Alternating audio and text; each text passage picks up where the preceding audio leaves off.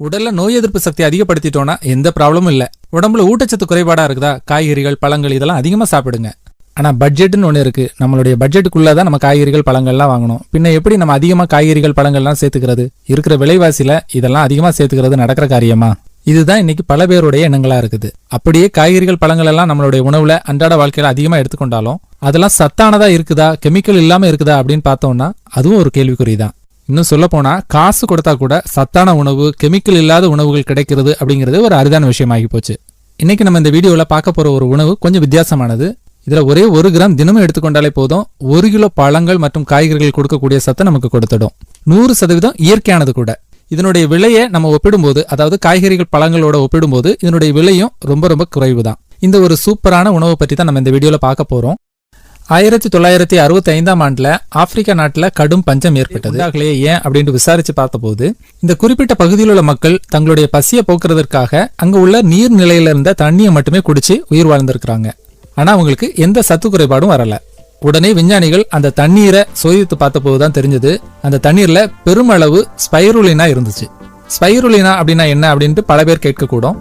சிலருக்கு தெரிஞ்சிருக்கலாம். உங்களுக்கு ஏற்கனவே இதை பற்றி தெரியும் அப்படின்னா கீழே உள்ள கமெண்ட் பாக்ஸ்ல சொல்லுங்க. அது மற்றவங்களுக்கும் பயனுள்ளதா இருக்கும்.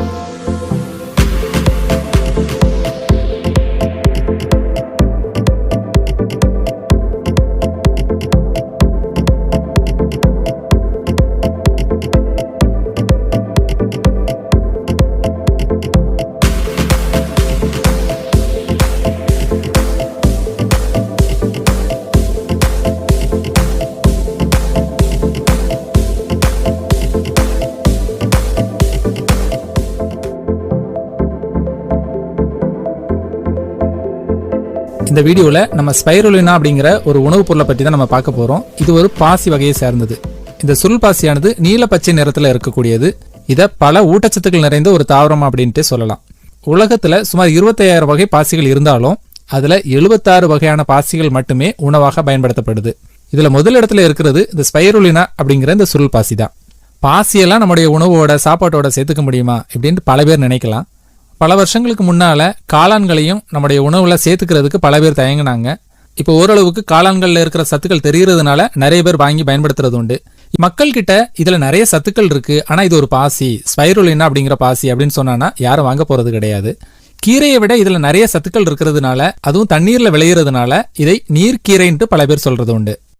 இந்த நிமிஷம் வரைக்கும் பல பேர் இது ஒரு சாதாரண பாசி கிடையாது, கீரையை விட இதுல நிறைய சத்துக்கள் இருக்கிறதுனால, அதுவும் தண்ணீர்ல விளையிறதுனால இதை நீர்க்கீரைன்ட்டு பல பேர் சொல்றது உண்டு. இந்த நிமிஷம் வரைக்கும் பல பேர் இது ஒரு சாதாரண பாசி, ஏதோ கொஞ்சம் சத்துக்கள் ஜாஸ்தியா இருக்குது அப்படின்னு தான் நினைச்சிருக்கலாம். ஆனா விண்வெளிக்கு ஆராய்ச்சிக்கு போகக்கூடிய விண்வெளி வீரர்களுக்கு எந்த சத்து குறைபாடும் வந்துடக்கூடாது அப்படிங்கிறதுக்காக விண்வெளி வீரர்களுக்கு கொடுக்கக்கூடிய ஒரு முக்கிய உணவாக நாசா இதை பயன்படுத்துது. எந்த அளவுக்கு சத்துக்கள் இதுல நிறைந்து இருந்ததுன்னா விண்வெளி வீரர்களுக்கு இது கொடுப்பாங்கன்னு கொஞ்சம் யோசித்து பாருங்க. 1000 கிலோ பழங்கள் மற்றும் காய்கறிகள்ல இருக்கிற சத்துக்கள் அனைத்துமே 1 கிலோ நீர்க்கீரையிலேயே நமக்கு கிடைச்சிடும். அந்த அளவுக்கு இதுல சத்துக்கள் அதிகமா இருக்குது. இந்த நீர்க்கீரையில தினமும் 1 ஸ்பூன் அளவுக்கு எடுத்துக்கொண்டாலே போதும், நம்ம உடம்புக்கு தேவையான அனைத்து சத்துக்களும் ஈஸியா கிடைச்சிடும். சத்துக்கள் அதிகமா இருக்கிறதுனால இதனுடைய விலையும் அதிகமா இருக்குமே அப்படின்னு நினைச்சுக்க வேண்டாம். இதுல இருக்கக்கூடிய சத்துக்களுக்கு இதனுடைய விலை மிகவும் மலிவானதுதான். சத்துக்கள் அதிகமா இருக்கு அப்படின்னு சொல்லி பயன் இல்ல. இதுல என்னென்ன சத்துக்கள் இருக்குது அப்படிங்கறதையும் நம்ம தெரிஞ்சு சீக்கிரமா முடி நரைக்க ஆரம்பிச்சது. அப்போ விட்டமின் டி கம்மியாக இருக்குன்றது மட்டும் தெரிஞ்சது. அப்போ நான் ஸ்பைருலினா ஹோமியோவில் மெடிசனாக இருக்குது, நான் மெடிசனாக எடுத்துக்கிட்டேன். அதில் ஆக்சுவலி நிறைய இதில் வந்து உங்களுக்கு தெரியும், டோகோசோ ஹெக்ஸானிக் ஆசிட் அப்படின்னா உங்களுக்கு தெரியாது. ஆனால் டிஹெச்ஏ அப்படின்னா தெரியும்ல, டிஹெச்ஏவோட விரிவாக்கம் தான் டோகோசோ ஹெக்ஸானிக் ஆசிட். அது எல்லா இதுலேயும் இந்த ப்ராடக்ட்ல இருக்குது. இப்போ காம்ப்ளான்ல இருக்குது, ஹார்லிக்ஸில் இருக்குது, ஏதாவது ஒரு உணவில் இருக்குன்னு விளம்பரத்தில் நம்ம பார்ப்போம்ல, டிஹெச்ஏ இதில் நிறைய இருக்குது, மூளைக்கு நல்லது, டிஹெச்ஏ நல்லா இருக்குன்னு. ஆக்சுவலி அந்த டோகோசோ ஹெக்ஸானிக் ஆசிட் மொத்த ஸ்டோர் ஹவுஸ் வந்து ஸ்பைருலினா. அப்போ நான் அது நிறைய எடுக்கும் போது அல்சீமஸ் டிசீஸ், பார்க்கின்சன், நான் அதை மருந்தாக கொடுப்பேன். யாருக்குன்னா இந்த மாதிரி நினைவாற்றல் கூட்டுறதுக்கு, அப்புறம் பிரெயின் நல்லா ஒர்க் பண்ணுறதுக்கு, ஃபங்க்ஷன் பண்ணுறதுக்கு.